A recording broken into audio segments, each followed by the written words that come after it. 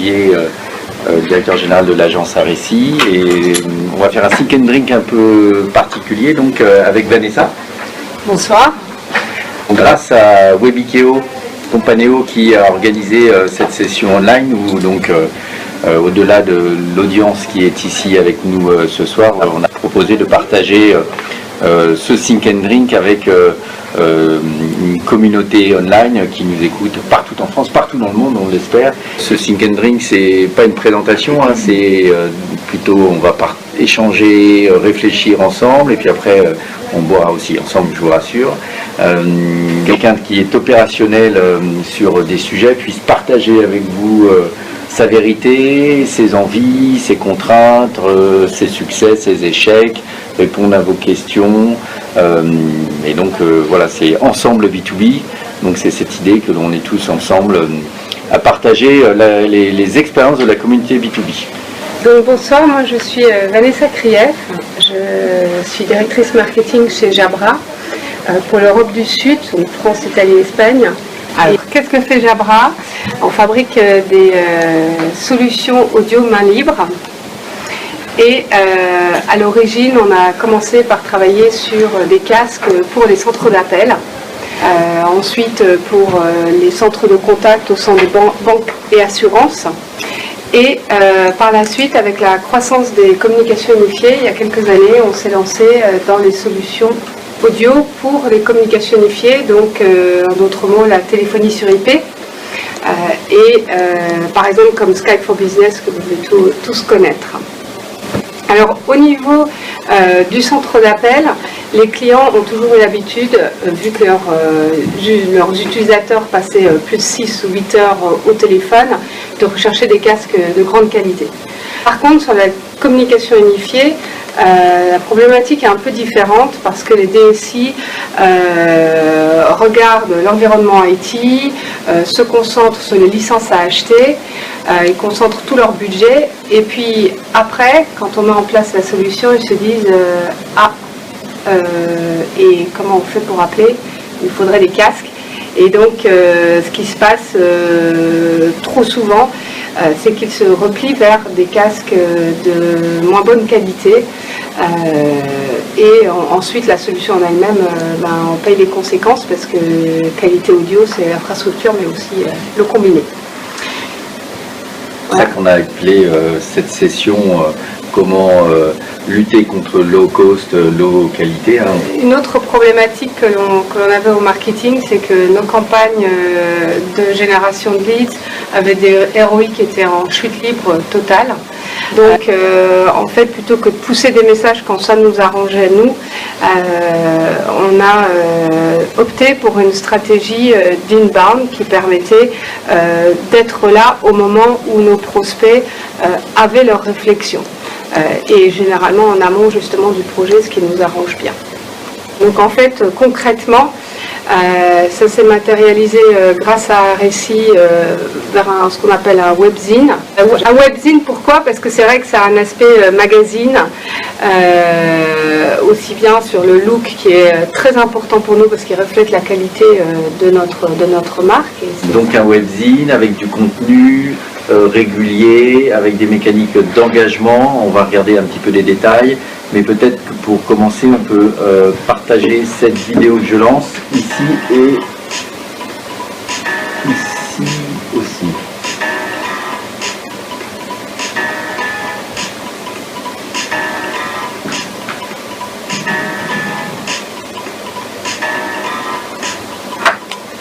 Le focus, c'était la collaboration. Comme c'est pour inviter notre cible à venir, Common Collab, c'est aussi pour exprimer l'échange, la communauté que l'on veut mettre en place. Et c'est très important aussi bien au niveau digital qu'au niveau ensuite déclinaison en face-to-face. Donc on voit la baseline, le titre de la transformation digitale et du travail collaboratif. Ça apporte le dynamisme. C'est vrai qu'à chaque fois qu'on a travaillé sur du contenu, on a autant travaillé sur la forme, qui soit attirante, professionnelle. On a les casques, évidemment, c'est un aspect, mais on ne parle pas de la technologie là, on parle de tout ce qui est usage, façon de travailler. Arecy me proposait, suivant mon brief, plusieurs articles de Scoopit. Donc Scoopit, c'est quand on va aller faire la curation de contenu sur tout ce qui se passe, toutes les conversations qui ont lieu sur le web. Je sélectionnais ce qui correspondait au message qu'on voulait faire passer. Et ensuite, on a toute une série d'articles qui nous venaient du global, qu'on a adapté avec Arecy au niveau du contenu aussi pour le rendre plus pragmatique. La production de livres blancs, témoignages d'entreprises, témoignages de nos partenaires, donc des livres blancs qui rentrent beaucoup plus dans le détail et en profondeur. Je vois une question là, faites-vous des achats de trafic pour ce webzine? Oui. J'ai vraiment suivi les recommandations des experts d'Arecy, qui est vraiment d'avoir les trois parties qui sont Earn Media, Paid Media et Own Media. Donc Own Media, on en parlera tout à l'heure, notamment avec GetPlus. Earn Media, c'est justement toute la presse et tout l'intérêt qu'on a naturellement suscité. Et Paid Media, pour moi, qui était vraiment très important aussi, parce que quand on lance un dispositif comme ça, il faut, c'est comme tout, il faut faire de la pub. Nous, effectivement, comme vient de le dire Vanessa, notre vision de l'inbound, c'est qu'il faut au départ avoir un petit peu d'essence dans le moteur et donc d'avoir un petit peu d'outbound et de dépenser un peu d'argent en pleine média pour lancer la mécanique, parce que le SEO seul est un peu lent à se mettre en route, exige encore beaucoup plus de contenu, et donc il faut trouver un juste équilibre pour avoir une réalité entre un pur dispositif inbound qui va être trop long en termes de réussite KPI, donc il faut un petit peu tricher au départ, mais c'est donner le coût de démarrage qui va être certain de faire en sorte que ça fonctionne. Les partenaires aujourd'hui qui se mettent de plus en plus dans leur stratégie digitale sont très friands de contenu, puisque comme on disait tout à l'heure, on fait tous appel à des agences pour nous aider à développer du contenu. Par contre, quand un partenaire partage un contenu déjà existant qui est important pour eux, de plus en plus, ça a un grand intérêt et c'est génial pour nous parce que ça nous permet de relayer nos messages. Vous parlez de génération de leads. Combien de leads avez-vous obtenu? Est-ce des petits ou gros clients potentiels? Moi, le brief à Arecy, c'était très clair. J'ai des objectifs de ROI. En fait, j'ai mis un certain investissement chez Arecy. Mon ROI était bien calculé dès le départ et les targets bien placés. Donc il y avait toute une série de targets, on va dire, c'est celui d'avant, on va dire de communication, qui sont très importantes parce que ça fait partie aussi de faire connaître notre marque, parce que je suis sûre que vous ne connaissez pas tous Jabra. Donc faire connaître notre marque, moi mon objectif final c'était de générer des leads. Donc vous voyez en jaune les objectifs que je m'étais fixés et que j'avais fixés à Arecy aussi, incluant ces objectifs incluent la partie GetPlus dont on parlera tout à l'heure. Les objectifs sont atteints et dépassés. Et je peux vous dire que c'est pas toujours évident quand on se lance dans un projet comme ça de mettre les targets au bon endroit. C'est vrai que en interne j'ai demandé des budgets supplémentaires, donc j'avais des comptes à rendre de façon mensuelle, d'où ça c'est une page du rapport que je produisais tous les mois et effectivement on est très content des résultats et le commerce aussi est très content des résultats. L'engagement de l'interne, des partenaires avec Sociable, le social, c'était donc aussi des mécaniques d'emailing, notamment ce qu'on a appelé le best-of, c'était la newsletter. Voilà la newsletter, peut-être expliquer ce qu'on appelle le best-of. Le best-of, en fait, c'était une newsletter qui reprenait les 5 meilleurs articles commentés, likés, pour pouvoir remettre une couche, on va dire, redonner l'opportunité à ceux qui n'ont pas nécessairement eu le temps pendant un mois de voir toutes les communications. On reprend un recueil de meilleurs articles. C'est vrai que ça fonctionnait très bien. Aussi dans toutes nos communications newsletter, channel et end user qui étaient faites par Acier, on a toujours pris l'opportunité pour recommuniquer sur le webzine. Ensuite on a toute une série d'autres, comme on en parlait tout à l'heure. On a les communications sur LinkedIn, on a les pages aussi Twitter,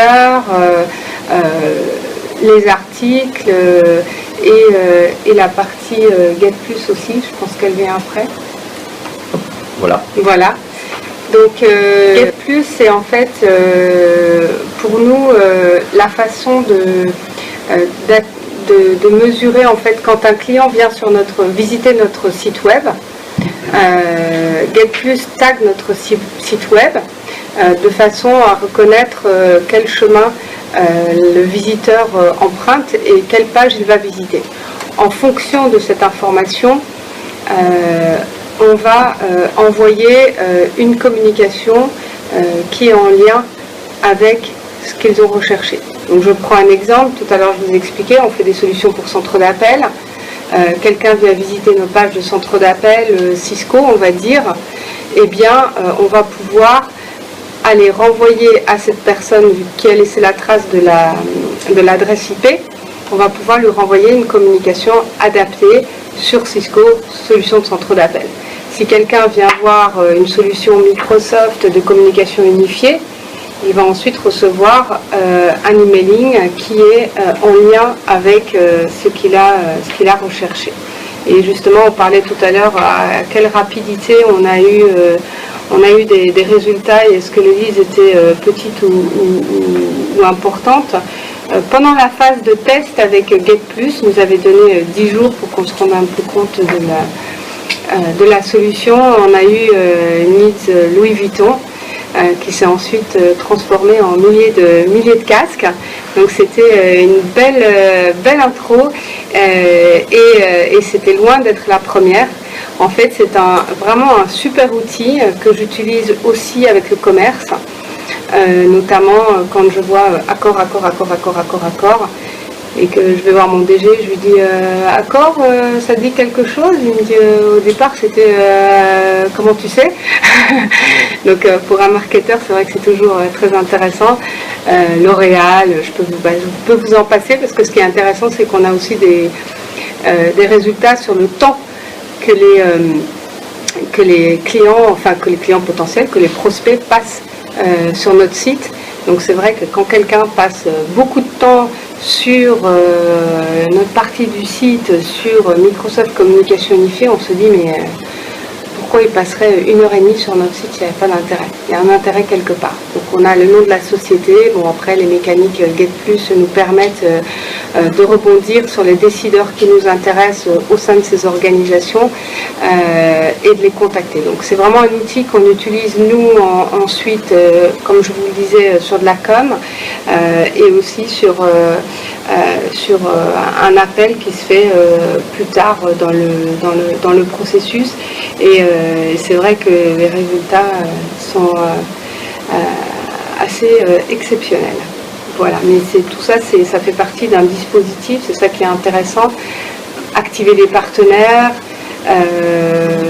utiliser les témoignages de nos clients, faire de la publicité sur un webzine. Pour moi, c'est pas vraiment tricher, c'est plutôt se faire connaître notre dispositif. Et aussi utiliser notre site web et notre trafic de notre site web, aussi utiliser le trafic de nos partenaires, comme je vous le disais tout à l'heure avec Cisco et Orange. Donc voilà. Tu as décidé de faire de ce dispositif un élément central de l'action globale de l'entreprise, que ce soit pour travailler sa marque, ce fameux positionnement par rapport à la compréhension de c'est quoi un casque, le low cost chinois, etc., jusqu'à la partie vraiment business très concrète, suivi du pipe, suivi des leads. et que l'ensemble de l'entreprise et de son écosystème de partenaires a vraiment convergé, tout le monde a convergé vers ce même dispositif, dans le même objectif, et d'entraîner tout le monde dans le succès de ce dispositif avec du contenu, des mécaniques d'engagement, des mécaniques de retargeting email, on vient de le voir, des partenariats, etc. etc. Dépend au départ, bien un jour et demi par semaine, et par la suite, quand ça roule, ça devient de moins en moins. C'est vrai qu'après, on peut penser à une petite heure par jour, mais c'est vrai que ce qui était important aussi, c'est vraiment de pouvoir s'appuyer sur un récit aussi bien au départ dans toute la mécanique, parce que moi personnellement je me serais focalisée sur un aspect, c'est vraiment avoir toute la vision globale, et ensuite de pouvoir travailler avec des équipes qui sont en expansion de mes bras et de ma tête, mais ça tout le monde connaît. Avec une agence qui nous apporte de la valeur, ça sert à ça en fait, c'est un peu le but. Donc voilà, plus on avance et moins ça prend de temps. C'est comme tout ce qui est digital aujourd'hui, je pense que chacun a besoin d'investir une partie de son temps sur le digital pour que ça porte ses fruits. Il faut préciser effectivement le rôle d'une agence, c'est de construire et puis c'est aussi de mécaniser, d'automatiser, même si c'est un peu moche comme idée, mais c'est quand même ça, c'est de dire que, comme on l'a vu sur GetPlus, c'est automatiquement que l'outil identifie, etc. Donc c'est aussi automatiquement que les personnes qui téléchargent quelque chose reçoivent autre chose. Voilà. C'est automatiquement que tout ce qui est publié sur le webzine est proposé au partage non sociable. Voilà, c'est d'essayer de faire en sorte que toutes ces micro-tâches qui sont extrêmement importantes parce que de leur précision, régularité dépend du succès du dispositif, soit le maximum automatisé pour que le temps que l'on passe soit plutôt à réfléchir sur ça serait quoi le nouvel article qui pourrait déclencher quelque chose, ça serait quoi le nouveau partenariat qu'il faut monter, voilà, c'est des tâches à valeur ajoutée et pas trier les bases de données, pas envoyer des messages, voilà, donc il y a ce travail qui est fait, d'essayer de éliminer toutes les tâches inutiles mais néanmoins indispensables pour pouvoir se concentrer à toujours réfléchir, se challenger, apporter du contenu à valeur ajoutée pour être intéressant et pour déclencher. C'est vrai que mon rôle à moi dans tout ce dispositif, c'était vraiment d'aller chercher du contenu, et ce qui a été assez surprenant pour moi, mais d'un très bon côté, c'était de pouvoir amener la discussion aussi bien avec les clients, les partenaires, les alliances stratégiques, amener la discussion ailleurs que les discussions classiques que l'on avait jusque-là. C'est-à-dire amener la discussion autour du contenu, autour des problématiques, et tout de suite les conversations deviennent beaucoup plus intelligentes, apportent beaucoup. Ensuite, le retour n'était pas non seulement sur le nombre de leads, mais était aussi en opportunité business. On a été invité à toute une série d'événements avec nos clients chez nos partenaires stratégiques. On a eu toute une série d'opportunités qu'on n'avait pas eu avant. Et c'est vrai que avoir ce webzine, c'est une très belle carte de visite en fait. Parce qu'on voit, on laisse des traces. Quand on fait une interview avec un client, il voit ensuite qu'on en fait sa promotion. Donc ça l'intéresse aussi. Et on développe une relation différente avec tout notre écosystème, et ça c'est vraiment très important. Et justement, comme tu le disais, mon temps il était dédié à ça, à la recherche de contenu, mais une recherche de contenu qui ne se déroulait pas juste en contenu pour mon webzine, c'était contenu pour tisser des liens avec toute cette communauté. Communication unifiée, pourquoi je vais me lancer là-dedans, quelles sont les problématiques, qu'est-ce qui marche pas, etc. Et ensuite, le retargeting, c'est au fil du temps donner du contenu de plus en plus spécifique à la concrétisation, on va dire. Et c'est à ce moment-là qu'après parfois 2 ou 3 étapes, on arrive avec le casque. Quand on est sur la partie GetPlus, on a déjà fait justement toute une partie du travail, vu qu'on sait on connaît le cheminement, Et donc là, on va parfois répondre avec une offre. Parce que s'il allait jusqu'à Where to Buy, on va lui dire, tiens, on va te montrer ce qui va bien et où tu peux l'acheter. Donc c'est le but justement de ces mécaniques, comme tu disais tout à l'heure, ce qui est important, c'est vraiment les mécaniques. Nous, on n'a plus trop à passer le temps sur tout ça, mais plutôt sur la réflexion qui tourne autour du cheminement.